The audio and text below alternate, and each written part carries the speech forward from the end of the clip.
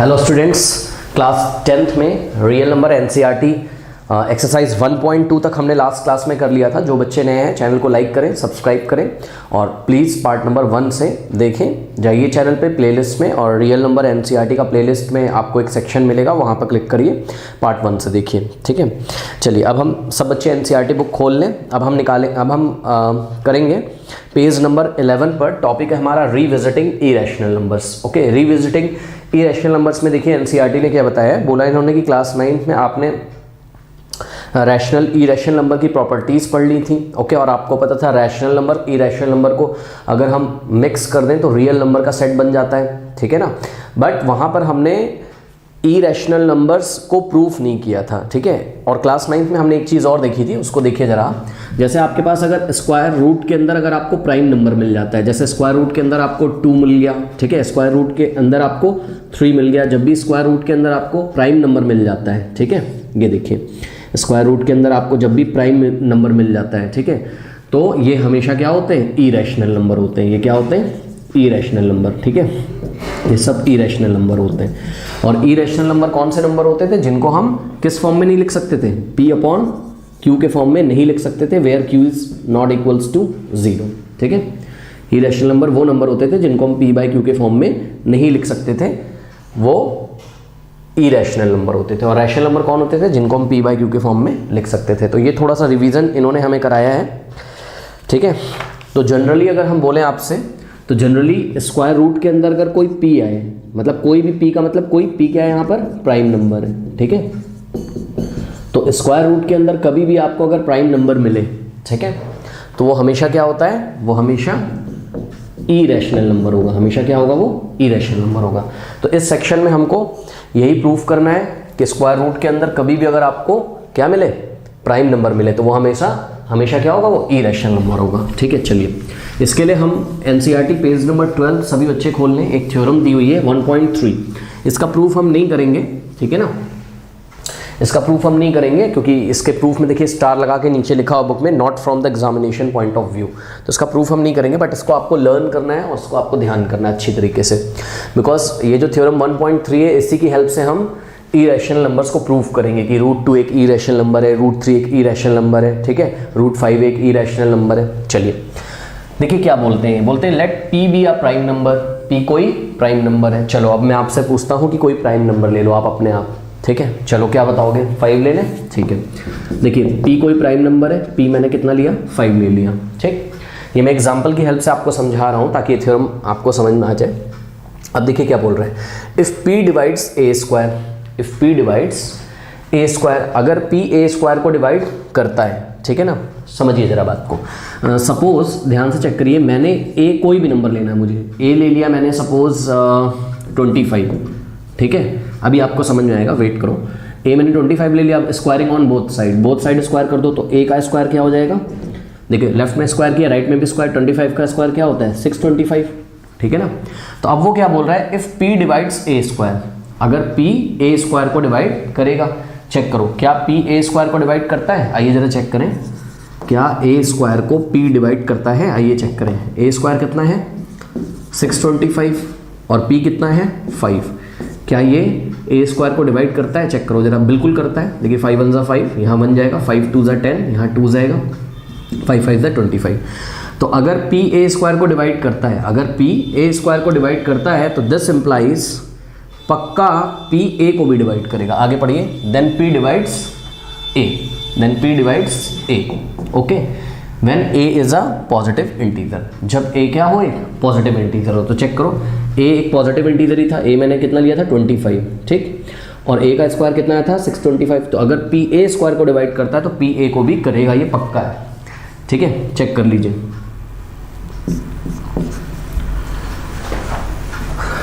देखिए A square को P ने डिवाइड किया, ठीक है ना, तो A स्क्वायर को अगर P डिवाइड कर रहा है, ठीक है, तो P A को भी करेगा। आप चेक कर लो, A कितना है आपका, 25, A कितना है आपका, 25। ओके, तो देखिए इस 25 को P ने डिवाइड किया। ठीक है, चेक कर लीजिए, 5 5 25। आइए और एग्जांपल लेते हैं। p कोई प्राइम नंबर है, कोई प्राइम नंबर ले लीजिए। मान लीजिए आपने p इज इक्वल्स टू 3 लिया, इस बार कितना लिया आपने, p इज इक्वल्स टू 3 लिया, ठीक है। तो अगर p a स्क्वायर को डिवाइड करे, ठीक है, सपोज a है आपके पास इस बार लेट अस से 9, तो a का स्क्वायर कितना हो जाएगा, 9 9 ज़ा 81, ठीक है। तो अगर p a स्क्वायर को डिवाइड कर रहा है, ठीक है ना, अगर p a स्क्वायर को डिवाइड कर रहा है तो p a को भी डिवाइड करेगा। चेक करो, यहाँ पर a स्क्वायर को p डिवाइड कर रहा है, a स्क्वायर कितना है 81 और उसको p डिवाइड कर रहा है। चेक करो, 81 को 3 एग्जैक्टली डिवाइड कर देता है, 27 आता है। तो पक्का जो p होगा वो a को भी करेगा, ठीक है। चेक कर लो, a कितना है 9 और p कितना है 3, तो आंसर कितना आ जाएगा 3। तो यहाँ पर आपने क्या सीखा, आपको देखना है p कोई प्राइम नंबर है, वो अगर किसी पॉजिटिव इंटीजर a के स्क्वायर को डिवाइड कर रहा है तो वो पक्का p उस पॉजिटिव इंटीजर को भी डिवाइड करेगा, ठीक है। जैसे कि मान लीजिए हम लेते हैं एक एग्जांपल, एक ऐसा एग्जांपल लेते हैं जिसमें ये फॉलो नहीं होती कंडीशन जो भी हमें पढ़ाई गई। मान लीजिए कि p इज इक्वल्स टू हमने लिया कितना 3, ये एक प्राइम नंबर है। अब देखिए a हमने यहाँ पर सेलेक्ट किया 4, एक पॉजिटिव इंटीजर है, ठीक है, कोई दिक्कत नहीं है। लेकिन a का स्क्वायर जब हमने किया तो कितना आया 16 आया, ठीक है। अब चेक करो क्या p a स्क्वायर को डिवाइड करता है, नहीं। चेक करो ना, p a स्क्वायर को कहाँ डिवाइड करता है भाई, a स्क्वायर को p कहाँ डिवाइड करता है, a स्क्वायर 16 है और p कितना है 3 है। तो जब a स्क्वायर को p डिवाइड नहीं करता है तो p a को भी नहीं करेगा। अगर p a स्क्वायर को डिवाइड नहीं करता है तो p a को भी डिवाइड नहीं करेगा। चेक कर लो, a डिवाइडेड बाय p अगर हम करें तब भी डिवाइड नहीं होगा। a कितना है 4 है और p कितना है 3 है। ओके स्टूडेंट्स, तो आशा करते हैं आपको ये समझ में आ गया होगा। इस रूल का यूज़ करते हुए हम ये प्रूफ करने जा रहे हैं कि √2 इज़ इरेशनल नंबर, ठीक है। √2 इज़ इरेशनल नंबर, ठीक है। ये आपको पेज नंबर 12 एनसीईआरटी में मिल जाएगा। कहता है प्रूव दैट √2 इज इरेशनल। इसको हम इरेशनल हमको प्रूफ करना है। देखिए इसमें हम कॉन्ट्राडिक्शन मेथड का यूज़ करेंगे। कौन सा मेथड यूज़ करेंगे, कॉन्ट्राडिक्शन मेथड। जो भी मेथड ये एनसीईआरटी में दिया हुआ है √2 को इरेशनल प्रूफ करने का, इस मेथड को कॉन्ट्राडिक्शन मेथड बोलते हैं। देखिए कॉन्ट्राडिक्शन मेथड में हम क्या करते हैं, जो हमको प्रूफ करना होता है उसी का जस्ट उल्टा हम अज्यूम कर लेते हैं, ठीक है, जस्ट अपोजिट अज्यूम कर लेते हैं। जैसे कि इन्होंने बोला है √2 इज इरेशनल, तो हम क्या अज्यूम करके चलेंगे कि √2 रैशनल है, √2 रैशनल है। और जो हमने अज्यूम किया फिर वो बात अपने आप गलत हो जाएगी और हम बोलेंगे कि जो हमने अज्यूम किया था वो गलत था, इसका मतलब √2 इरेशनल नंबर है। फिर से मैं रिपीट कर रहा हूँ, कॉन्ट्राडिक्शन मेथड में क्या करते हैं, इन्होंने बोला है √2 इरेशनल प्रूफ करना है, तो आप इसका जस्ट अपोजिट अज्यूम करके चल लीजिए। मान लीजिए कि √2 रैशनल है, ठीक, आपने मान लिया √2 क्या है, रैशनल नंबर है, ठीक है। फिर ये जो आपने माना है ना, यही बात अपने आप गलत हो जाती है, तो इसका मतलब जो आपने माना था वो गलत था, इसका मतलब √2 रैशनल नहीं है, ये क्या है, इरेशनल है। आइए मैं आपको करके दिखाता हूँ। तो जैसे जैसे एनसीईआरटी में लिखा हुआ है वैसे ही लैंग्वेज आपको लिखनी है, इसका थोड़ा सा आप प्रैक्टिस कर लीजिएगा, थोड़ी इसमें थ्योरी लिखनी पड़ती है। जैसे कि पहला पॉइंट लिखा हुआ है एनसीईआरटी में, let us assume to the contrary, let us assume, अभी मैं समझाता हूँ यहाँ पर क्या हुआ है, टू द कॉन्ट्ररी, ठीक है, that √2 is rational। यही मैंने आपको बताया था कि पहला पॉइंट क्या होगा, जो आपको प्रूफ करना है उसका जस्ट ऑपोजिट अज्यूम कर लो। इसका क्या मतलब है, let us assume to the contrary, मतलब आइए हम एक, कॉन्ट्ररी मतलब ऑपोजिट, आइए हम ऑपोजिट अज्यूम करते हैं कि √2 उन्होंने बोला था इरेशनल प्रूफ करो, हमने क्या अज्यूम करके चले, हम √2 रैशनल, उसका जस्ट ऑपोजिट अज्यूम करके चलना है। पहला स्टेप ये हो गया, ठीक है।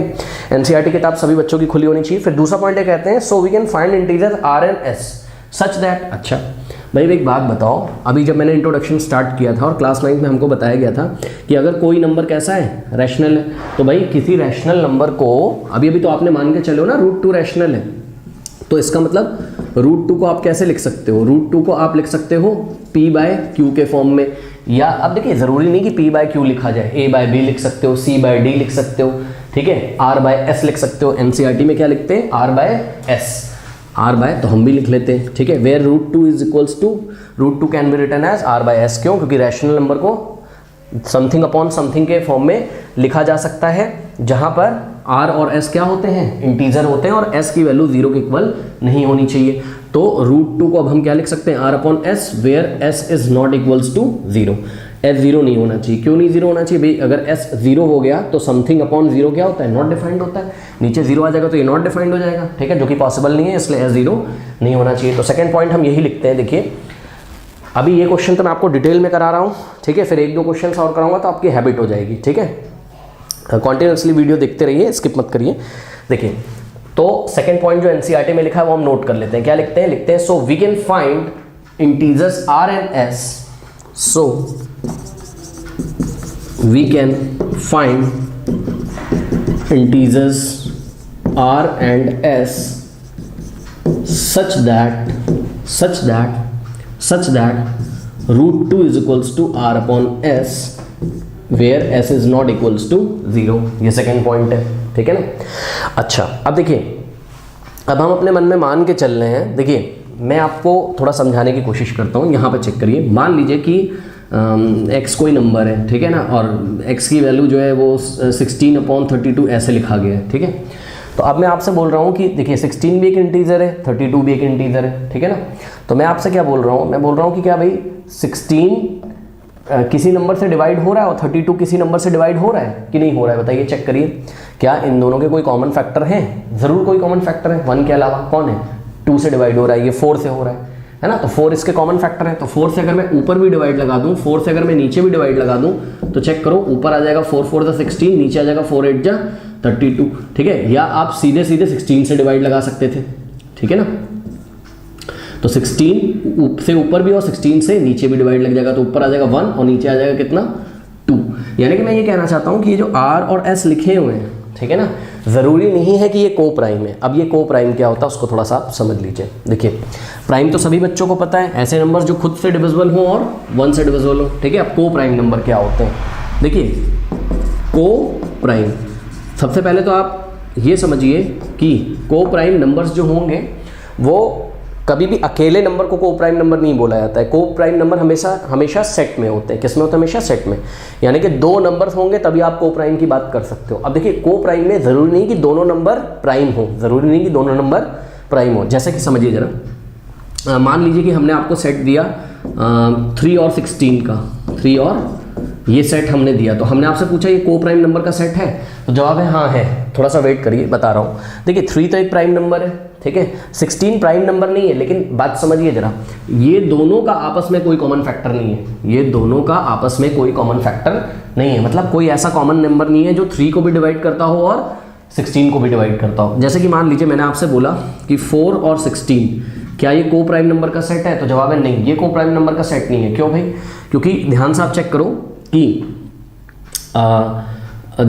करो कि देखिए इन दोनों का कॉमन फैक्टर है, कौन है? 2 है। 2 इसको भी डिवाइड करता है, 2 इसको भी डिवाइड करता है। यानी कि को प्राइम नंबर ऐसे नंबर होंगे, को प्राइम नंबर कभी भी अकेले नंबर की आप बात नहीं करोगे। को प्राइम नंबर ऐसे नंबर होंगे, मतलब 2 नंबर का वो सेट होगा या 2 नंबर्स का वो पेयर होगा। ऐसे नंबर्स होंगे वो जिनका कोई भी कॉमन फैक्टर ना हो 1 के अलावा। जैसे कि मान लीजिए मैंने आपसे पूछा 5 और 19, ठीक है, या 5 और लेट अस से ले लेते हैं हम लोग क्या, 32।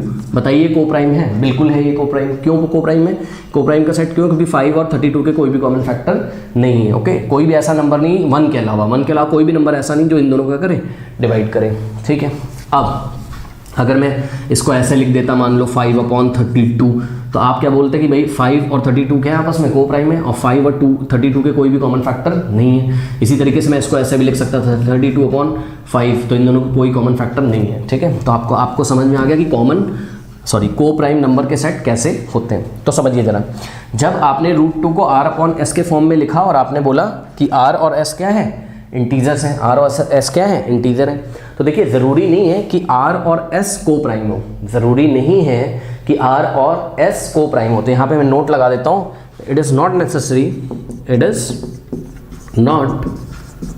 Necessary that r and s are coprime, ठीक है। इस बात की कोई गारंटी नहीं है कि r और s क्या हो? को प्राइम हो। तो आइए इनको को प्राइम बनाते हैं, ठीक है ना। देखिए अब इनको अगर हम को प्राइम बनाएंगे तो क्या करेंगे? आर का जो कॉमन फैक्टर है और एस का जो कॉमन फैक्टर है उससे हम न्यूमरेटर में भी डिवाइड लगाएंगे और डिनोमिनेटर में भी डिवाइड लगाएंगे। इस बात को थोड़ा सा समझिए प्लीज। देखिए एनसीईआरटी में क्या लिखते हैं, वो लिखते हैं suppose r and s have a common factor. यही मैंने भी लिखा है कि it is not necessary that r and s are coprime. जरूरी नहीं है कि आर और एस को प्राइम हो। तो अगर जरूरी नहीं है कि आर और एस को प्राइम है तो इनका जो भी कॉमन फैक्टर होगा उस कॉमन फैक्टर से दोनों को डिवाइड लगाओगे। जैसे मैं आपको एक एग्जांपल बता रहा हूँ, मान लीजिए जैसे कि 27/9, ठीक ऐसा कुछ है। अब बताओ, यहाँ तो आपको नंबर दिख रहे हैं तो समझ में आ रहा है, अब यहाँ आपको नंबर नहीं दिख रहे तो नहीं समझ में आ रहा है ना, बट यहाँ दिख रहे हैं, यहाँ से समझो। जैसे 27 और 9, क्या ये को प्राइम है? नहीं है। क्यों? क्योंकि इनका कॉमन फैक्टर क्या है? इनका कॉमन फैक्टर है 3। तो आप क्या करोगे, इनको को प्राइम बनाने के लिए क्या करोगे, 3 से डिवाइड करोगे। कहाँ? न्यूमरेटर में भी और डिनोमिनेटर में भी। ठीक है, तो आप क्या करोगे, 3 से ऊपर और 3 से नीचे डिवाइड लगाओगे। ऊपर हो जाएगा 3 9 27 और नीचे क्या हो जाएगा 3 3 हालांकि ये फिर से कट रहा है, कोई ये बड़ी बात नहीं है। तो आप यहाँ पर क्या कर सकते थे, आप 9 से भी डिवाइड लगा सकते थे। यानी कि कहने की बात ये है, देखिए 9 3 27 और नीचे आ जाएगा 1। ठीक है, कहने की बात ये है कि अगर इन दोनों के कोई कॉमन फैक्टर है, जैसे यहाँ 9 है, तो उस कॉमन फैक्टर से न्यूमरेटर में भी डिवाइड लगाएंगे और डिनोमिनेटर में भी डिवाइड लगाएंगे। ठीक है, अब यहाँ तो नंबर थे, समझ में आ रहा था। अब यहाँ नंबर नहीं है तो नहीं समझ में आ रहा, तो लेट अस अज्यूम कि वो कॉमन फैक्टर f है। क्या है वो? अब ये एनसीईआरटी में नहीं लिखा है इसलिए मैं आपको डिटेल में करके बता रहा हूँ। ठीक है, let the common factor of r and s be f। माना कि r और s के कॉमन फैक्टर क्या है? कॉमन फैक्टर कौन है? f है। तो अगर आप r को f से भी डिवाइड लगा दो और s को भी f से डिवाइड लगा दो तो जो रिजल्ट आएगा वो आपस में को प्राइम होंगे। जैसे कि यहाँ पर ध्यान से चेक करिए, 3 और 1 का पेयर क्या हो गया? को प्राइम हो गया। ठीक है ना, यहाँ पर आप और अच्छा एग्जांपल ले सकते हो, 27/33। ठीक है, अब देखिए यहाँ पर 3 से आप न्यूमरेटर में भी डिवाइड लगाओगे, डिनोमिनेटर भी। 3 9 27, नीचे आ जाएगा 11। 9 और 11 क्या है? को प्राइम है। अब इनका कोई भी कॉमन फैक्टर नहीं है। तो आप इसी तरीके से क्या करोगे, जैसे एनसीईआरटी में लिखा हुआ है, suppose r and s have a common factor other than 1। Okay, तो हमने मान लिया कि आर और एस का 1 के अलावा कोई कॉमन फैक्टर है और वो कॉमन फैक्टर कौन है? एफ है। यहाँ नोट भी करना चाहिए, let the common factor of r and s be f other than 1। Other than 1 के अलावा आर और एस का कॉमन फैक्टर कौन है? एफ है। ठीक है, तो हम क्या करेंगे, हम r और s को नेक्स्ट स्टेप में डिवाइड लगा देंगे। देखिए, तो √2 is equals to r upon s था। अब देखिए हमने क्या किया, r को भी f से डिवाइड लगाया और s को भी f से डिवाइड लगाया। देखिए समझने की बात है भाई, ठीक है, रटना नहीं है, थोड़ा टाइम लगेगा, 1-2 क्वेश्चंस में थोड़ा सा टाइम लगेगा। ठीक है, फिर अच्छे से क्लियर होगा। इज इक्वल्स टू, अब ध्यान से चेक करो जरा, r अपॉन f। देखो जैसे यहाँ आपने 27/3 किया था तो क्या था, कोई नंबर आया था। इसी तरीके से जब आप r अपॉन f करोगे तो कोई नंबर आएगा। लेट अस से उस नंबर का नाम क्या है? a। जैसा कि एनसीईआरटी में दिया है, अरे भाई कोई तो नंबर आएगा ना, कोई तो इंटीजर आएगा, उस इंटीजर का नाम क्या है? a है। अब जैसा कि आपने यहाँ 33/3 किया था, कोई नंबर आया था, 11 आया था, वैसे ही s अपॉन f भी कोई नंबर आएगा। लेट अस से वो क्या है? b है। अब हम लोग कन्फर्म हो गए हैं क्या कि √2 को, देखिए √2 एक रैशनल नंबर आपने माना था, तो √2 को हम लोग ने पहले हम लोग ने r अपॉन s के फॉर्म में लिखा था, लेकिन हम लोग कंफ्यूज थे कि r और s का कोई कॉमन फैक्टर होगा, मतलब r और s आपस में को प्राइम नहीं थे, पहले r और s को आपस में को प्राइम करो। तो अब हमने r और s के जो कॉमन फैक्टर f था उससे हमने डिवाइड लगा दिया। हम श्योर हो गए हैं कि √2 को a अपॉन b के फॉर्म में लिखा है और a और b क्या है आपस में? को प्राइम है। ठीक है ना, तो अब हम यहाँ क्या लिख सकते हैं, where a and b are coprime. क्या लिख सकते हैं? Where a and b are coprime. ठीक है, ए और बी क्या है यहाँ पर? को प्राइम है। अब देखिए, अब आगे की डिटेलिंग स्टार्ट होती है, तो कहाँ करें, पहले इतना नोट कर लीजिए। ठीक है, पहले इतना नोट कर लीजिए और इस थ्योरम का हमको यूज़ होगा। ठीक है, तो इसको आप कॉपी में नोट कर लीजिएगा, इसकी मैं हेल्प लूँगा। ठीक है, चलिए अब आगे का स्टेप, ये थ्योरम मैंने रब कर दी। ठीक है, क्योंकि इसको अभी हमें देखना पड़ेगा कि हमने यहाँ पर क्या किया हुआ है। अब ध्यान से चेक करिए जरा, √2 इज इक्वल्स टू क्या आ गया आपके पास? a upon b। अब क्या करोगे आप? अब करोगे इसका क्रॉस मल्टीप्लिकेशन। ठीक है, ध्यान से चेक करिए। सो क्रॉस मल्टीप्लिकेशन करिए, ये b इधर मल्टीप्लाई हो जाएगा तो क्या हो जाएगा b√2 is equals to a। अब क्या करेंगे, स्क्वायरिंग ऑन बोथ साइड। क्या करेंगे, स्क्वायरिंग ऑन बोथ साइड। तो b√2 आपको ऊपर लिखना है, आप लिख दीजिए। इसके बाद आप लिखोगे स्क्वायरिंग बोथ साइड, ठीक है। तो क्या हो जाएगा b√2 is equals to a। देखिए लेफ्ट में भी स्क्वायर करोगे और राइट में भी करोगे। अब दिस इंप्लाइज ये स्क्वायर b को भी मिलेगा और √2 को, b को मिलेगा तो ये हो जाएगा b स्क्वायर और 2 को मिलेगा तो हो जाएगा √2 का स्क्वायर। क्या होगा भाई, √2 का स्क्वायर क्या होता है, 2 ही तो होता है। ये स्क्वायर रूट को क्या करेगा, हटा देगा, ठीक है। तो यहाँ आ जाएगा 2। अब आप 2 को पीछे से मल्टीप्लाई करो चाहे आगे से, बात क्या है सेम। तो ये हो गया 2b square is equals to a square. सही। अब ध्यान से चेक करिए, क्या मैं देखिए एनसीईआरटी में जब ये वाला स्टेप आ गया है, आप ध्यान से चेक करिए, लिखा है squaring both side and rearranging we get 2b square is equals to a square, therefore 2 divides a square. ये क्या लिखा हुआ है, ये अब इंपॉर्टेंट बात है, समझिए जरा। आपको क्या पढ़ाया गया था कि अगर p क्या है, कोई प्राइम नंबर है और p अगर डिवाइड करता है किसको, a स्क्वायर को, तो इसका रिजल्ट क्या आएगा कि p also divides a, p a को भी डिवाइड करेगा। वही बात हो रही है यहाँ, ध्यान से चेक करिए जरा। अगर मैं इस 2 को इसके नीचे भेज दूँ, समझो जरा, b square is equals to a square by 2। अब ध्यान से चेक करो, ये जो 2 आया है, ठीक है, ये जो 2 आया है ये a स्क्वायर को पक्का डिवाइड कर रहा है। क्या सबूत है भाई, एक बात बताओ, b क्या था, a और b क्या थे, को प्राइम थे, यानी कि a और b क्या थे, इंटीजर थे। a और b क्या थे, इंटीजर थे। अगर a भी इंटीजर था, b भी इंटीजर था, ठीक है, तो b का स्क्वायर भी क्या होगा, एक इंटीजर होगा। b का स्क्वायर भी क्या होगा, एक इंटीजर होगा। तो देखिए ध्यान से चेक करिए जरा, a स्क्वायर को जब 2 से डिवाइड लगाया जा रहा है तो एक इंटीजर ही तो आ रहा है, डेसिमल में कुछ नहीं आ रहा है, एक इंटीजर ही तो आ रहा है। इस बात का आपको यहाँ ध्यान रखना है। तो अगर a स्क्वायर को 2 से डिवाइड करके एक इंटीजर आ रहा है, भाई सिंपल सी बात है, देखो यार a और b इंटीजर थे तो a का स्क्वायर भी इंटीजर होगा और a के स्क्वायर को किसी नंबर 2 ने डिवाइड लगाया तो जो आंसर आया वो भी क्या आया, एक इंटीजर। तो समझते हो ना, -1 -2 -3 नेगेटिव इंटीजर भी होते हैं, ठीक है, 1 2 3 4 ये सब भी, यानी कि पॉइंट में नहीं आया, पॉइंट में नहीं आया आंसर, यानी कि इंटीजर आया, यानी कि a स्क्वायर को 2 पूरी तरीके से डिवाइड कर देता है। ठीक है भाई, ऐसे चेक करो ना यार, जैसे 16/2 क्या आता है, 8 आता है, ये इंटीजर है कि नहीं है, बताओ पॉजिटिव इंटीजर है कि नहीं है। तो वही चीज़ है, a स्क्वायर को 2 ने डिवाइड किया तो एक पॉजिटिव इंटीजर यहाँ पर आया है, ठीक है ना। इसका मतलब a स्क्वायर को 2 पूरी तरीके से डिवाइड करता है। तो अब हम क्या लिखेंगे, जैसा कि एनसीईआरटी में लिखा है, therefore 2 divides a square. Therefore पहले क्वेश्चन में थोड़ा टाइम लगेगा, समझना पड़ेगा आपको। Therefore 2 divides a square. अब 2 किसको डिवाइड करता है, a स्क्वायर को। अब ध्यान से चेक करो, यहाँ क्या उसने बोला था कि p अगर कोई प्राइम नंबर है और p किसको डिवाइड करता है, a स्क्वायर को। तो ध्यान से देखो, ये जो 2 है वो कैसा बिहेव कर रहा है, p जैसा, और p अब किसको डिवाइड कर रहा है बताइए, a स्क्वायर को। ये तो पक्का है, इसका मतलब p किसको डिवाइड करेगा, a को। यानी कि दिस इंप्लाइज, हम यहाँ लिख सकते हैं we know that if p is a prime, ये वाला थ्योरम पूरा लिखोगे। अब आप इस स्टेप के बाद आप क्या लिखोगे, मैं लिख दे रहा हूँ, थ्योरम लिखोगे। कौन सा, 1.3 लिखोगे। We know that if p is a prime number and p divides a square, then p will also divide what, a। तो this implies p कौन है यहाँ, 2 will surely divide a।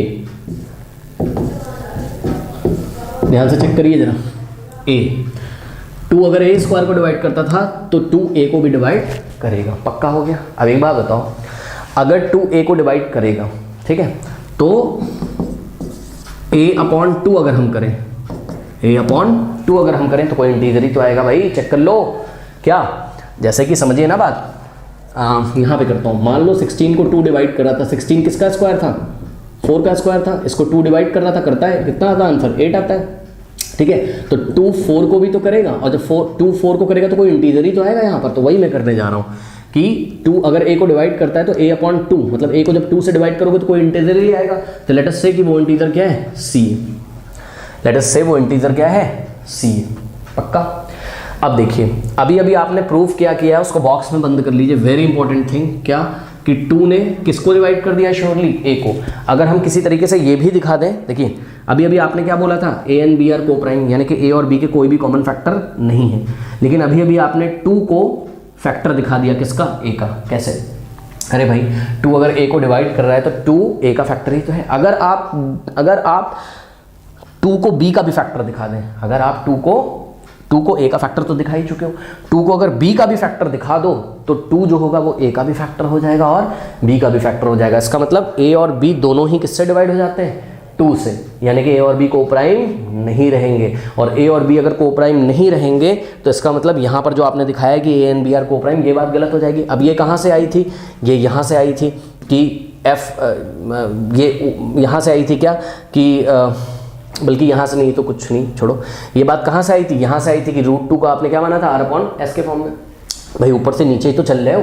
ये रिजल्ट क्यों आया था? क्योंकि आपने ऐसा माना था क्या कि वी कैन राइट √2 = r/s, यानी कि सीधे शब्दों में अगर हम बोले तो आपने ये माना था क्या? √2 इज रैशनल नंबर। अगर ये बात आप गलत प्रूफ कर दो तो ये जहाँ से आया है वो स्टेटमेंट भी क्या हो जाएगा? रॉन्ग। इसी को कॉन्ट्राडिक्शन मेथड बोलते हैं। मतलब अब हमारा टारगेट है कि 2 को हम किसका कॉमन फैक्टर दिखा दें? b का। तो इसके लिए देखिए क्या करते हैं, यहाँ पर जो आपने एक इक्वेशन बनाई होती है 2b² = a², इसको हमेशा 1 मान लीजिए। तो आते हैं वापस, a को अगर 2 पूरी तरीके से डिवाइड करता है तो a को जब 2 डिवाइड करेगा तो एक इंटीजर आएगा। अब क्या करते हैं? क्रॉस मल्टीप्लिकेशन करते हैं, ठीक है ना। क्या करेंगे? क्रॉस मल्टीप्लिकेशन करेंगे। 2 इधर चला आएगा तो a = क्या आ जाएगा? 2c। Now squaring on both side, तो a² = देखो इधर स्क्वायर करोगे 2 का स्क्वायर क्या हो जाएगा? 4 और c का स्क्वायर हो जाएगा यहाँ पर, ठीक है। तो a² = क्या आ गया? 4c² आ गया। a² = क्या आ गया? 4c² आ गया। अब ये जब a² = 4c² आ जाता है, ठीक है ना, तो हम क्या करते हैं यहाँ पर, ध्यान से चेक करिए जरा। इस a² की वैल्यू आप कहाँ ले आके रख सकते हो? 2b, ये इक्वेशन नंबर 1 में। या फिर आप एक काम कर सकते हो, यहाँ अगर आपको स्क्वायर नहीं करना है कोई बात नहीं, आप ऐसे कर लो सिंपली, जैसा कि एनसीईआरटी में उन्होंने लिखा है क्या कि write a = 2c for some integer c, substituting a with we get this. तो a = 2c यहाँ सब्स्टिट्यूट कर दो इक्वेशन 1 में। ध्यान से चेक करिएगा, 2b² = a की जगग आप क्या रखोगे? 2c। लेकिन यहाँ अरे कर ही लो ना यार, क्या दिक्कत है? a अगर 2c है तो स्क्वायर ऑन बोथ साइड, तो a² = क्या आ जाएगा? 4c²। तो इस a² की जगह आप क्या पुट कर सकते हो? 4c²। सही है। अब देखिए 2 इधर मल्टीप्लाई में उधर जाएगा, डिवाइड लगाएगा तो क्या आ जाएगा? b² = 4/2। ये 2 उधर जाके डिवाइड लगा दिया, ठीक। तो दिस इम्प्लाइज, जगह नहीं है, ध्यान से देखिएगा, b² = 4/2, 2 1 = 2, 2 2 = 4, तो यह जाएगा 2c²। सही है। अब ध्यान से चेक करिए, इस 2 को वापस कहाँ भेज सकते हो? b के नीचे। अब जगह नहीं है भाई यहाँ पर हमें करना तो है ही इसको। देखिए इस 2 को b² के नीचे भेज दीजिए, तो b²/2 = क्या आ गया? c²। अब ध्यान से समझिए जरा, ध्यान से चेक करो, 2 किसको डिवाइड कर रहा है? b² को। 2 एक प्राइम नंबर है और 2 किसको डिवाइड कर रहा है? b² को। क्या पढ़ाया गया था? p अगर कोई प्राइम नंबर है और p अगर a² को डिवाइड करे, ज़रूरी नहीं a², वो b² भी हो सकता है, यानी कि जो प्राइम नंबर p है वो किसी भी नंबर के स्क्वायर को डिवाइड करे तो वो प्राइम नंबर उस नंबर को भी डिवाइड करेगा। यानी कि आप ध्यान से देखिए, 2 b² को डिवाइड कर रहा है तो हम लिख सकते हैं सिंस 2 डिवाइड्स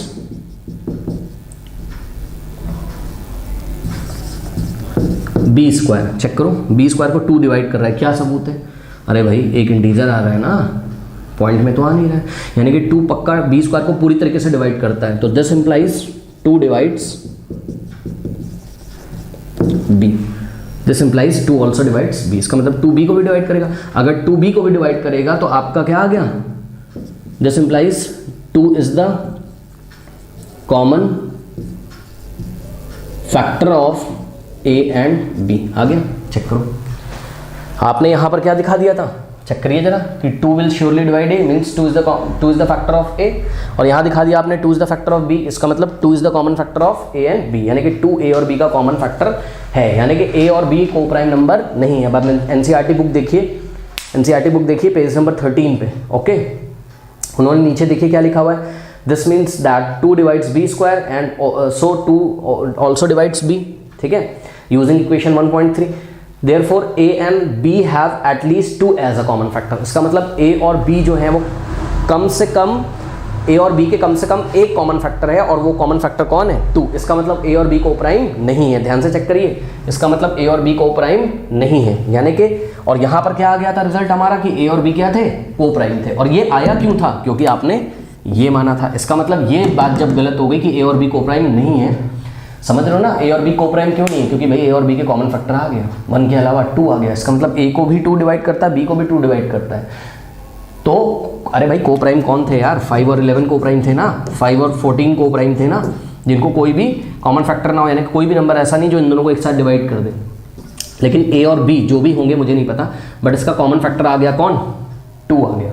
इसका मतलब ए और बी को प्राइम नहीं होते, ये बात तो आपकी गलत हो गई। और ये बात आई क्यों थी, यहाँ से आई थी, यानी कि ये अजम्पशन आपका क्या है, रॉन्ग है। तो ये जो लैंग्वेज लिखी हुई है एनसीईआरटी में नीचे आप यही लिखोगे, देखिए नीचे लिखा हुआ है, but this contradicts the fact that a and b have no common factor other than 1। इसका मतलब क्या है, but this contradicts that a and b have no common factor other than 1। इसका क्या मतलब है, इसका मतलब है कि ये इस बात का विरोध करता है, कौन, ये जो आ गया स्टेटमेंट कि 2 is the common factor of a and b, ये इस बात का विरोध करता है, इस बात को अपोज करता है क्या, कि ए और बी क्या है, को प्राइम है। ठीक, इसका मतलब क्या है, ये बात गलत हो गई, तो इसका मतलब ये बात भी गलत हो गई। ये लिखा हुआ है नीचे देखिए, कह रहा है this contradiction has arisen because of our incorrect assumption. कह रहा है कि ऐसा अपोजिशन कौन सा अपोजिशन, कि ए और बी क्या हो गए, को प्राइम माना था आपने और वो को प्राइम नहीं हुए। ऐसा अपोजिशन इसलिए पैदा हुआ है क्योंकि हमने शुरू में क्या माना था, देखिए लिखा हुआ है the contradiction has arisen because of our incorrect assumption that root 2 is rational, so we conclude that root 2 rational. Okay, sorry, so we conclude that root 2 irrational. समझ में आ गई बात। आइए एक क्वेश्चन मैं आपको और करके दिखाता हूं और उसको अब मैं फटाफट करूंगा। पहले क्वेश्चन में आपको टाइम लगा था, अब आप समझ गए होंगे। देखिए दूसरा क्वेश्चन जो इन्होंने एनसीईआरटी में दिया हुआ है उसको अब हम करते हैं। ये थोड़ा सा जल्दी फिनिश हो जाएगा हमारा। पहले क्वेश्चन में आपको टाइम देना ही पड़ेगा समझने के लिए। अगर नहीं समझ में आए वीडियो को रिवर्स मोड में ले आके शुरू से फिर से देखिए, समझोगे नहीं, रटोगे तो एग्जाम में हो नहीं पाएगा। देखिए जैसे कि लिखा है इन्होंने, रूट 3 क्या है, रूट 3 इज अ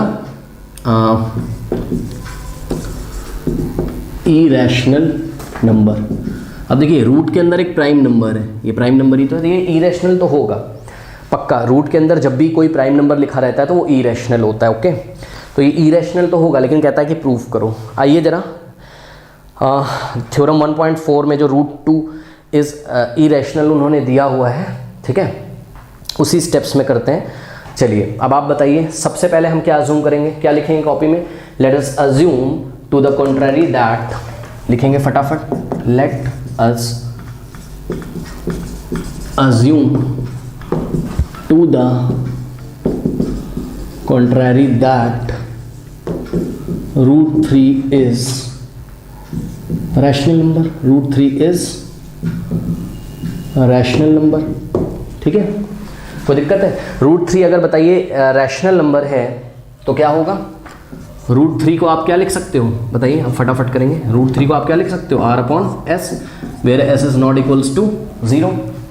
ठीक, अब हम क्या सोचते हैं, let us suppose R and S have a common factor other than 1. Let R and S have common factor other than, हालांकि एनसीईआरटी में उन्होंने शॉर्ट में किया लेकिन हम पूरा करेंगे, ठीक है, other than 1। मतलब अभी हम कंफ्यूज है कि R और S को प्राइम नहीं है, तो इनको को प्राइम बनाएंगे। को प्राइम कैसे बनाएंगे, इसके कॉमन फैक्टर से डिवाइड लगाएंगे। So we will divide means let f be a common factor of R and S। माना कि R और S के कॉमन फैक्टर कौन है, f है, तो रूट 3 इज इक्वल्स टू, देखिए R को भी f से डिवाइड लगाया और S को भी F से डिवाइड लगाया।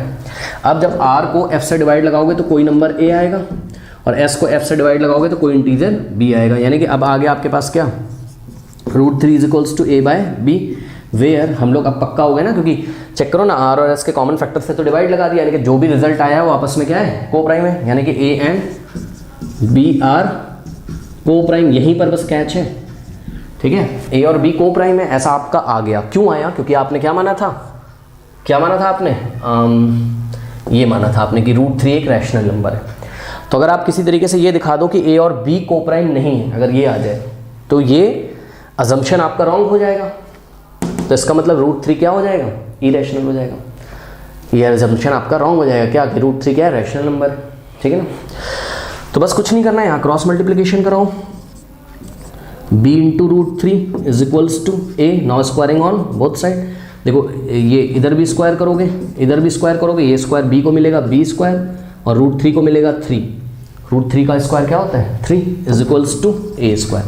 तो a इज इक्वल्स टू क्या हो गया 3b स्क्वायर। अब ये 3 को उधर भेज दो, पहले a की बारी आएगी फिर b की बारी आएगी, मतलब पहले a का कॉमन फैक्टर, पहले a का फैक्टर कौन होगा 3, फिर b का फैक्टर कौन होगा 3, यानी कि a और b का फैक्टर कौन हो जाएगा 3, यानी कि a और b को प्राइम रहेंगे नहीं, हमारा अजम्पशन रॉन्ग हो जाएगा, ठीक है ना। तो ध्यान से चेक करिए जरा, इस 3 को उधर भेज दो, इधर मल्टीप्लाई में, उधर जाएगा डिवाइड में हो जाएगा, यानी कि this implies b square is equals to a square by 3। अब देखिए जरा ध्यान से, a स्क्वायर को कौन डिवाइड करता है 3, क्या सबूत है, क्योंकि भाई एक इंटीजर आ रहा है ना यहाँ पर, इसका मतलब a स्क्वायर को 3 पूरी तरीके से डिवाइड कर देता है। This implies 3 divides a square. अब ध्यान से चेक करो, 3 a स्क्वायर को डिवाइड करता है और 3 प्राइम नंबर है, तो थ्योरम 1.3 से कोई प्राइम नंबर अगर p है वो a स्क्वायर को डिवाइड करता है तो वो प्राइम नंबर p a को भी डिवाइड करेगा। इसका मतलब 3 डिवाइड्स a, ठीक है। तो ये वाला आपको ध्यान रखना है, 3 a को डिवाइड करता है, मतलब 3 a का क्या है फैक्टर है। अगर हम 3 को b का भी फैक्टर दिखा दे तो a और b का कॉमन फैक्टर 3 आ जाएगा और a और b को प्राइम नहीं रहेंगे, ओके। तो चलिए 3 डिवाइड से अब क्या होगा, 3 a को डिवाइड करता है, दिस इंप्लाइज कि a अपॉन 3 अगर हम करें, भाई पक्का हो गया ना थ्योरम 1.3 से कि a को 3 पूरी तरीके से क्या करता है डिवाइड करता है। इसका मतलब a बाय 3 क्या आएगा, एक क्या आएगा, एक इंटीजर, लेट अस से वो इंटीजर क्या है c, आपको लिखना पड़ेगा where c is some, where c is some integer, सही है। अब क्या करेंगे, यहाँ से क्रॉस मल्टीप्लिकेशन करा दीजिए, a इज इक्वल्स टू क्या आ जाएगा 3c, ठीक है। Now squaring on both side, तो क्या आ जाएगा a square is equals to, यहाँ पे स्क्वायर करिए, 3 का स्क्वायर क्या हो जाएगा 9 और c का स्क्वायर c स्क्वायर, इधर भी स्क्वायर किया इधर भी स्क्वायर किया, सही है। अब यहाँ पर जो आप करते हो 3b स्क्वायर वाला जो क्वेश्चन बनता है स्क्वायर करके, इसको आप 1 बना लिया करिए। Now put a square is equals to 9c लिखेंगे, put a square is equals to 9c square in equation number 1, इसको 1 में पुट कर दीजिए। तो ध्यान से चेक करिए क्या बनेगा आपके पास, 3b square is equals to a square की जगह क्या आ जाएगा 9c स्क्वायर, सही है। अब ये 3 मल्टीप्लाई में उधर जाएगा डिवाइड में हो जाएगा, तो b square is equals to 9c square by 3, 3 1 3, 3 3 9, this implies b square is equals to 3c square, okay. अब 3 को b के स्क्वायर के नीचे भेज दीजिए, यहाँ पे कर रहा हूँ, यहाँ पे कर रहा हूँ, यहाँ पर जगह है यहाँ पे कर रहा हूँ, तो b स्क्वायर ये 3 कहाँ जाएगा नीचे, तो b square by 3 is equals to c square. अब ध्यान से चेक करिए, देखिए b स्क्वायर को कौन डिवाइड कर रहा है 3, क्यों, क्योंकि भाई एक इंटीजर आ रहा है ना, पॉइंट में तो आ नहीं रहा है कुछ। इसका मतलब this implies what, 3 divides b square. तो फ्रॉम थ्योरम 1.3 अगर कोई प्राइम नंबर p है वो किसी नंबर के स्क्वायर को डिवाइड करता है तो वो प्राइम नंबर उस नंबर को भी डिवाइड करेगा। इसका मतलब 3 डिवाइड्स b, 3 डिवाइड्स b। अब यहाँ से देखो जो मैंने बॉक्स में बंद किए 2 बातें, ये और ये, 3 डिवाइड्स से 3 divides b means 3 is the common factor of a and b। इसका मतलब क्या है, therefore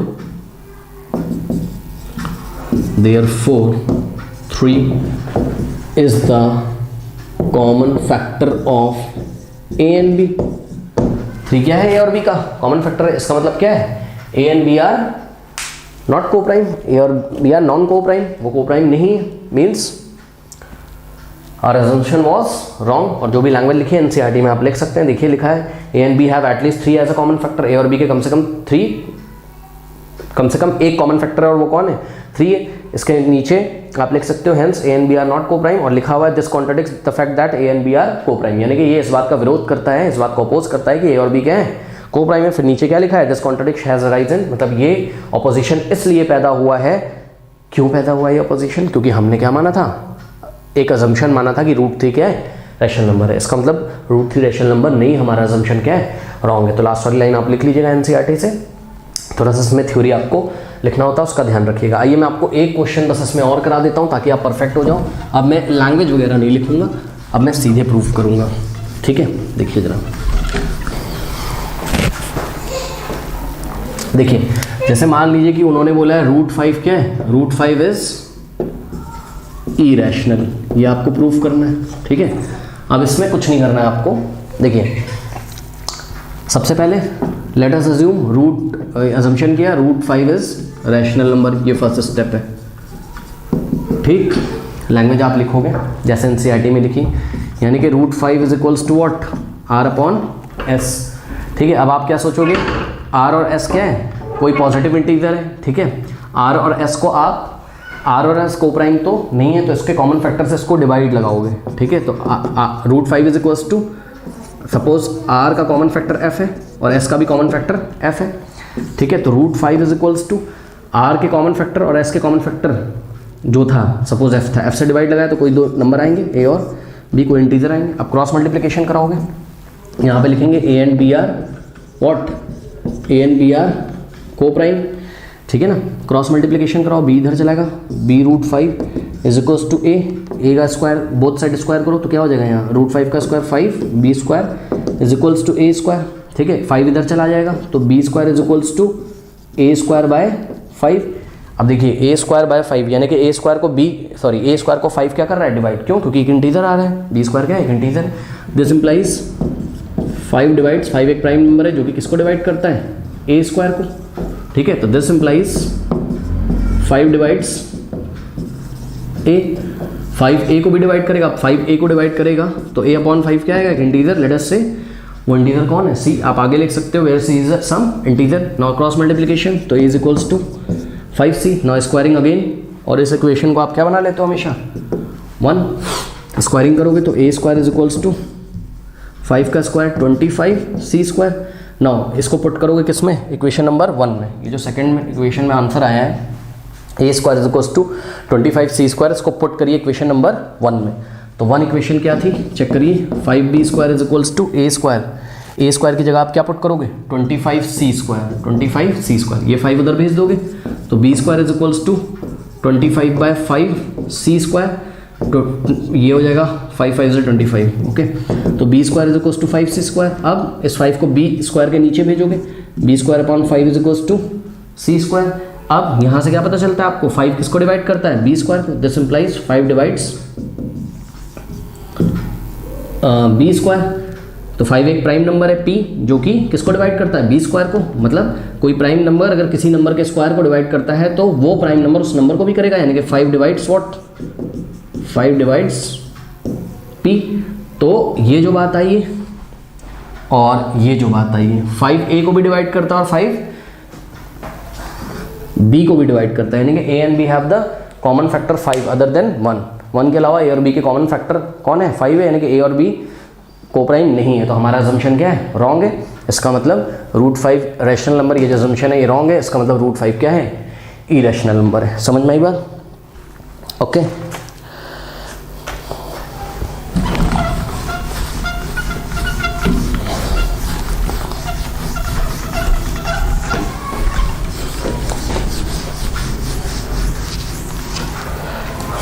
अब देखिए पेज नंबर 13 पे आपको नीचे 2 पॉइंट लिखे हुए हैं, द सम और difference of a rational and irrational number is irrational. यानी कि जैसे 2 एक रैशनल नंबर है और √2 क्या है, इरेशनल, या 27 ये क्या है, एक रैशनल नंबर है और ये क्या है, एक इरेशनल नंबर। तो याद रखिएगा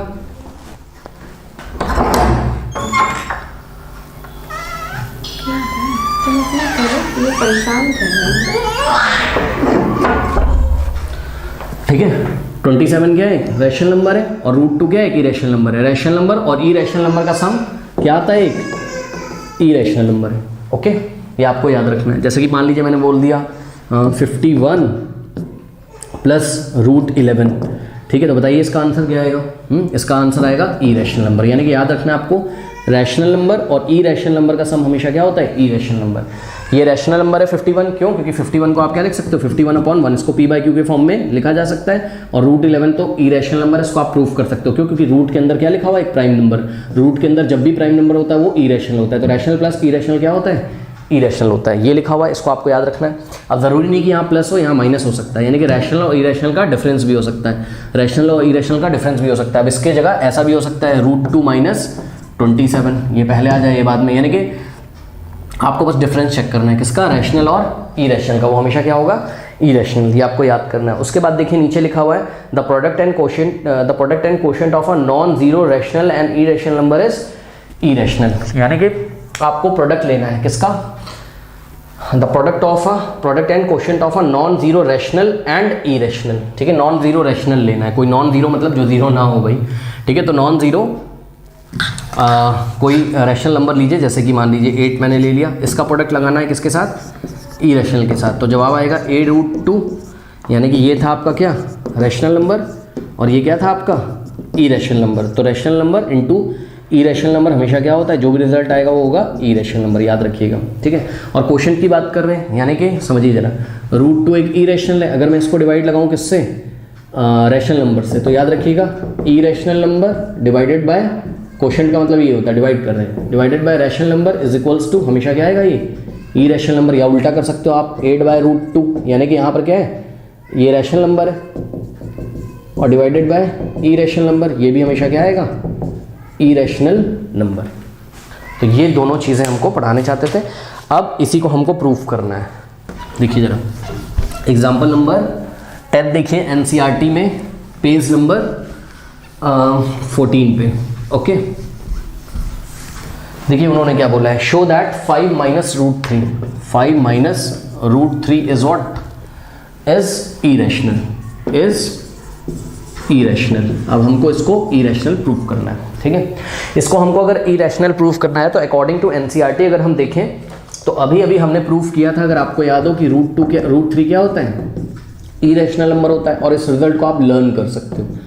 मतलब इस टाइप के क्वेश्चन अगर आपको मिले, रैशनल का डिफरेंस या सम मिले इरेशनल के साथ, ठीक है, तो आप √3 को इरेशनल मान के चल सकते हो, क्योंकि ये हम पहले ही प्रूफ कर चुके हैं, ठीक है। तो आपको यहाँ क्या प्रूफ करना है कि 5 - √3 जो कि क्या है, एक इरेशनल, पता तो है हमको कि ये इरेशनल, लेकिन हमको ये प्रूफ करना था, ठीक, प्रूफ करना है, ठीक है। तो देखिए सबसे पहला स्टेप तो वही है, क्या, वी कैन फाइंड को प्राइम a एंड b, मतलब वही सब पुरानी बातें, क्या कि 5 - √3 को हम क्या लिख सकते हैं, a एंड b। यहाँ अब आप r/s मत करिए, आप डायरेक्ट कर सकते हो, कोई बात नहीं। आपको पता है भाई कि इसको पहले क्या मानना पड़ता है, इसको पहले r/s के फॉर्म में मानना पड़ता है, r और s का कॉमन फैक्टर f से हम इसको डिवाइड लगाते हैं, है ना, तब हमको a और b मिलता, जो कि a और b को प्राइम है। बट इस टाइप के क्वेश्चंस आएंगे तो आप डायरेक्ट कर सकते हो, जैसे एनसीईआरटी में किया हुआ है। देखिए इन्होंने पहले स्टेप में क्या लिखा हुआ है, let us assume to the contrary that 5 - √3 rational. पहले वो तो अज्यूम कर लोगे, है ना, क्या अज्यूम करोगे, अजम्पशन क्या होगा कि 5 - √3 इज व्हाट, रैशनल नंबर, ये आपने अज्यूम कर लिया। अगर ये एक रैशनल नंबर है तो इसको कौन से फॉर्म में लिखा जा सकता है, a/b के फॉर्म में, जहां पर a और b क्या है, को प्राइम है, और b is not equals to 0 है। तो 5 - √3 को क्या लिख सकते हैं, a/b के फॉर्म में, और जहां पर b is not equals to 0 and a and b are what, coprime, a और b क्या है, को प्राइम है, तो ये आपको लिखना है। अब देखिए सेकंड स्टेप क्या किया हुआ इन्होंने, आपको भी करना है। देखिए मैं बता रहा हूं आपको, ऐसे क्वेश्चंस में सेकंड स्टेप में आप क्या करोगे, देखो देखो बस आपको ध्यान रखना है, जिसके ऊपर रूट लगा उसको एकदम अलग कर लो। क्या मैंने बोला, जिसके ऊपर रूट लगा हुआ है उसको एकदम अलग कर लो, मतलब समझो जरा, इसके ऊपर रूट लिखा हुआ है तो इसको उधर ले जाओ और a/b को इधर ले आओ, ठीक है, ध्यान से चेक करो। 5, अब देखो a/b के आगे साइन कैसा है, प्लस, भाई कुछ नहीं लगा है तो प्लस, ये इधर आएगा तो माइनस हो जाएगा, ये इधर आके क्या हो गया, माइनस, इज इक्वल्स टू √3 उधर जाएगा तो क्या हो गया, पॉजिटिव। कोई डाउट है, चेक करो, क्या कि a/b को इधर लाए नेगेटिव हो गया, और √3 को उधर ले गए पॉजिटिव हो गया, ठीक।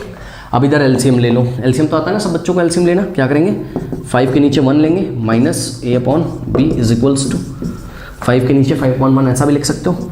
1 और b का एलसीएम कितना आएगा, b आएगा, या सिंपल शब्दों में देखिए, इसको इससे मल्टीप्लाई कर दिया करिए, इसको इससे, बस 5 × b 5b minus a × 1 a, और नीचे b × 1, नीचे दोनों को मल्टीप्लाई करके लिख दो, इसको इससे कर दो, इसको इससे कर दो, बस इज इक्वल्स टू √3, ठीक है।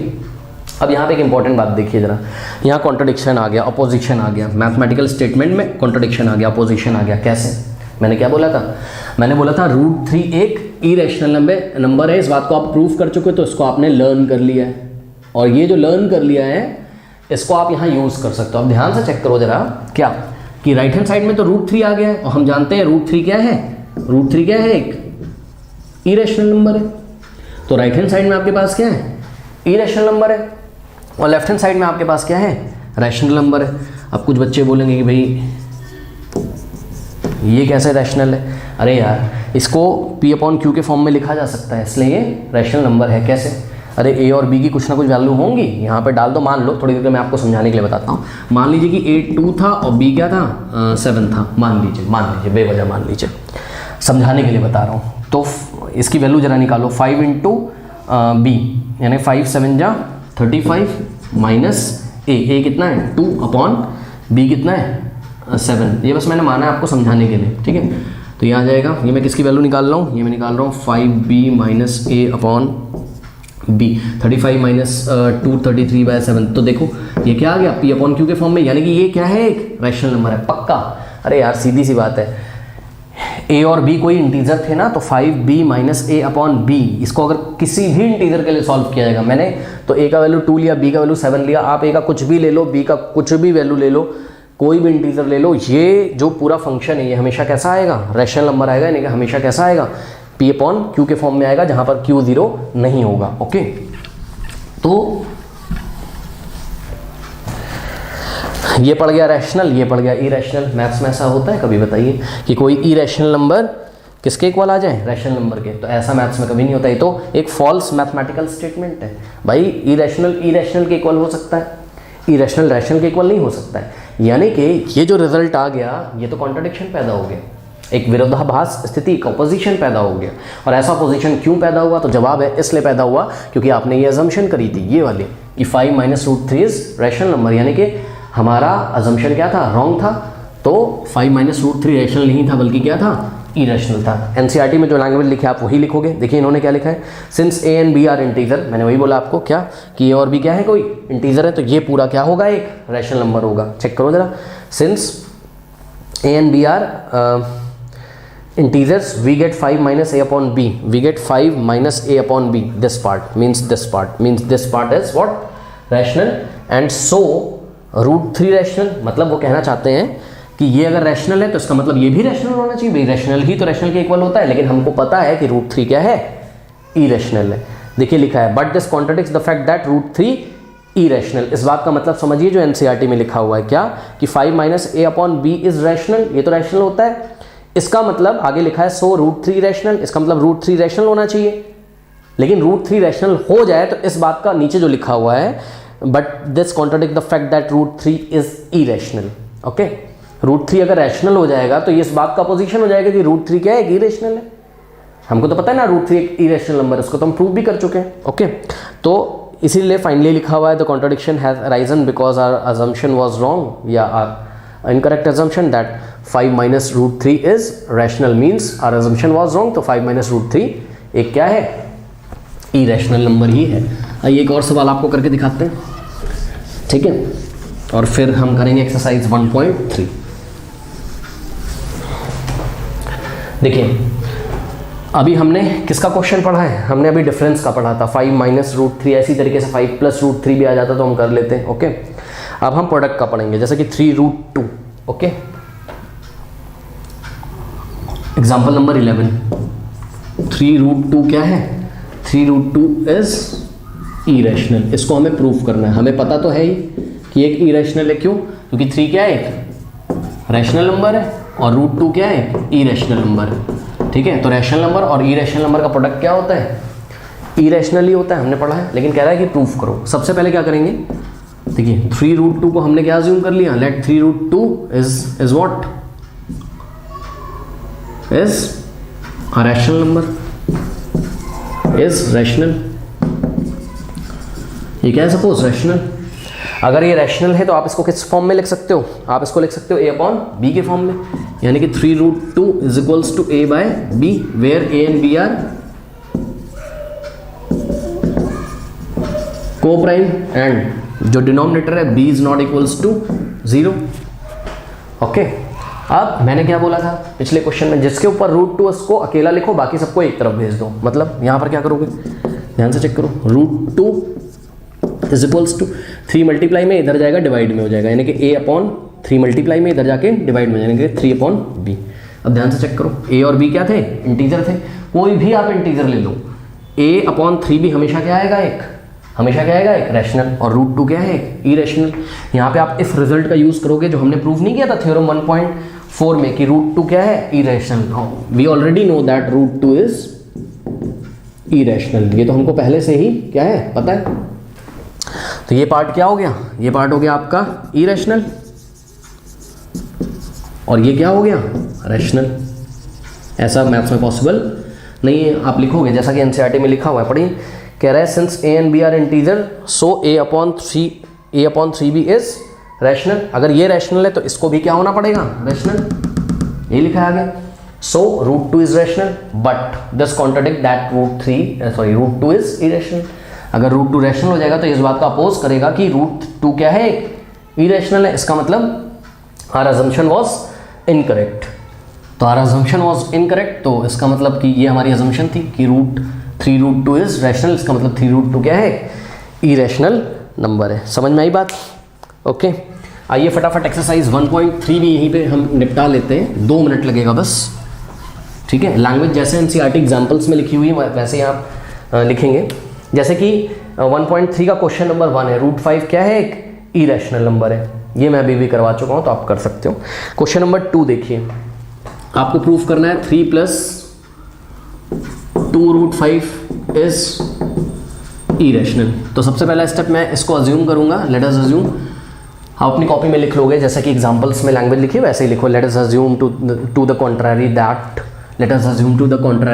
3 + 2 रूट 5 इज रैशनल। ये क्या है, रैशनल है। अगर ये रैशनल है तो हमको इसको कौन से फॉर्म में लिख सकते हैं, a अपॉन b के फॉर्म में, where a and b are some integer and also a and b are को प्राइम।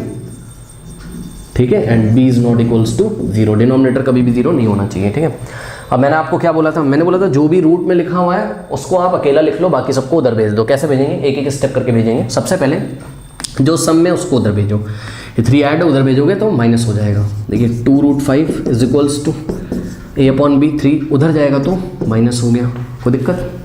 अब उधर आप एलसीएम निकाल लीजिए। a, देखिए एलसीएम कैसे निकालोगे, यहाँ 1, b और 1 का एलसीएम आ जाएगा b, इसको इससे मल्टीप्लाई कर दो, a 1 जा a minus b into 3b। ठीक, अब क्या करोगे आप, यहाँ 2 लगा हुआ है, नेक्स्ट स्टेप में ये 2 मल्टीप्लाई में उधर भेजोगे डिवाइड हो जाएगा, तो root 5 is equals to a minus 3b upon 2b। अब चेक कर लीजिए, अब हम क्या लिखेंगे language, since a and b are integers. Check करो, a और b क्या है, इंटीजर है। a और b की कोई भी वैल्यू रखोगे तो ये क्या आएगा, एक रैशनल नंबर। तो दिस इम्प्लाइज, इसको इक्वेशन 1 भी मान सकते हो क्योंकि इस पर कमेंट करना है ना। क्या कमेंट करना है कि ये रैशनल है और ये क्या है, इसकी वजह से इसको भी रैशनल होना पड़ेगा, बट हमको पता है कि ये इरेशनल है। इसका मतलब ये फॉल्स मैथमेटिकल स्टेटमेंट है, इसका मतलब हमारा अजम्पशन क्या था, गलत था। a and b are integer, so a minus 3b upon b is rational, so root 5 is also rational. Root 5 भी क्या है, रैशनल। भाई अगर ये रैशनल है तो ये भी क्या है, रैशनल है, लेकिन ये बात गलत है। हम आगे लिखेंगे दिस कॉन्ट्राडिक्ट्स, ये इस बात का अपोज करता है, दिस कॉन्ट्राडिक्ट्स मतलब अपोज करता है, ये इस बात का अपोज करता है कि रूट 5 क्या है, एक इरेशनल नंबर है। भाई अगर रूट 5 तुमने रैशनल दिखा दिया तो इसका मतलब रूट 5 एक इरेशनल नंबर, इस बात का क्या कर रहे हो तुम, अपोज कर रहे हो। यही तो मैं लिख रहा हूँ कि रूट 5 क्या है, रैशनल है। क्यों, क्योंकि ये रैशनल था, तो इस बात का अपोज हो गया किसका, कि रूट 5 एक इरेशनल है। वही मैंने लिखा, this contradicts that root 5 is irrational. ठीक है, we know that root 5 is irrational, we surely know. तो इसका मतलब अब लास्ट में क्या लिखेंगे, hence our assumption was wrong. So हमारा अजम्पशन क्या था, 3 + 2 रूट 5 इज रैशनल। हमारा अजम्पशन रॉन्ग था, इसका मतलब 3 + 2 रूट 5 क्या है, एक इरेशनल नंबर है। ओके, तो क्वेश्चन नंबर 3 का देखिए जरा। क्वेश्चन नंबर 3 का पार्ट 1/√2, ये हमको क्या प्रूफ करना है, इज इरेशनल। इसको क्या प्रूफ करना है, इरेशनल, ठीक है ना। अब ध्यान से चेक करो, ऊपर क्या है 1 क्या है, रैशनल नंबर है, और √2 क्या है, इरेशनल। तो देखिए ऊपर है आपके पास यहाँ न्यूमरेटर में रैशनल नंबर और नीचे क्या है, इरेशनल नंबर। और आपको पता है क्या, रैशनल अपॉन इरेशनल क्या आता है, इरेशनल। तो ये है, तो ये इरेशनल हमको पता है, लेकिन हमें प्रूफ करना है, ठीक है ना। तो चलिए प्रूफ करते हैं। कैसे प्रूफ करेंगे, सबसे पहले 1/√2 को क्या मान लेंगे, a/b, ठीक है। अब मैंने क्या बोला था, जिसके ऊपर रूट है उसको फ्री कर दो। तो कैसे फ्री करोगे, देखिए taking reciprocal on both side, इसको फ्लिप कर दो, इधर भी रेसिप्रोकल कर दो, इधर भी। तो √2/1 हो जाएगा इधर, और इधर क्या हो जाएगा, b/a, सही है। अब √2/1 तो हमेशा क्या होगा, √2, तो √2 क्या आ गया, b/a आ गया। अब देखो b क्या था, एक इंटीजर, a भी क्या था, एक इंटीजर। इसका मतलब ये क्या हो गया, ये हो गया रैशनल नंबर। तो हम क्या लिखेंगे, हम लिखेंगे, कॉपी में आप लिख भी सकते हो, since a and b are integers, hence b/a is rational, so √2 is, this shows that √2 is also rational, this भाई ये rational है तो इसका मतलब ये भी क्या है, rational है। so this shows that √2 is also rational, but this contradict that √2 is irrational। लेकिन ये इस बात का अपोज करता है कि √2 irrational है, क्योंकि समझे ना यार, अगर ये rational आ गया और तुमने तो पहले ही प्रूफ किया कि √2 क्या है, irrational है, इसका मतलब हमारा अजम्पशन क्या था, रॉन्ग था। So our assumption was wrong, hence 1/√2 is irrational. इसी तरीके से 7√5 को इरेशनल करना है, तो सबसे पहले इसको a/b के इक्वल करोगे, फिर क्या करोगे, 7 को उधर भेज दोगे, तो √5 इज इक्वल्स टू a/b, और यहाँ आ जाएगा 7। a और b क्या है, इंटीजर है, तो ये पूरा क्या होगा, रैशनल। तो दिस इंप्लाइज √5 भी क्या होगा, rational, but this contradict that √5 is irrational. ये इस बात का अपोज करता है कि √5 क्या है, एक इरेशनल है, और हमें पता है √5 क्या है, एक इरेशनल है। इसका मतलब हमारा अजम्पशन क्या था, रॉन्ग था। इसका मतलब 7√5 क्या है, एक इरेशनल नंबर है। इसी तरीके से देखिए 6+√2, लास्ट क्वेश्चन। 6+√2 को हमको क्या दिखाना है,